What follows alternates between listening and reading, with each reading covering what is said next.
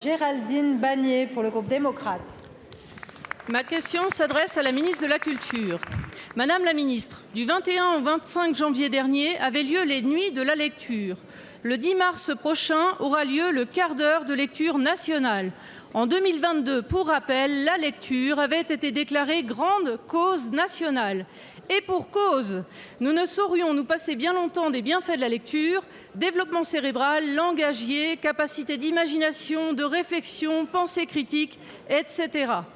Or, le contexte budgétaire a conduit l'ensemble des secteurs à consentir des efforts. Le livre et la culture y ont pris plus que leur part. C'est pourquoi plus de 200 personnalités du monde littéraire ont exprimé dans une lettre ouverte leurs inquiétudes face à la baisse conséquente des crédits consacrés au livre et au Centre national du livre. Toutes les branches de cette filière, auteurs, éditeurs, libraires, bibliothécaires, s'inquiètent des conséquences de ces baisses. Les aides publiques ont permis jusqu'à maintenant de protéger tant bien que de mal un secteur du livre que l'époque fragilise. Précarité des auteurs, baisse de la lecture des jeunes, massification de l'usage de l'IA qui interroge sur la capacité à distinguer la production humaine. Librairies indépendantes menacées.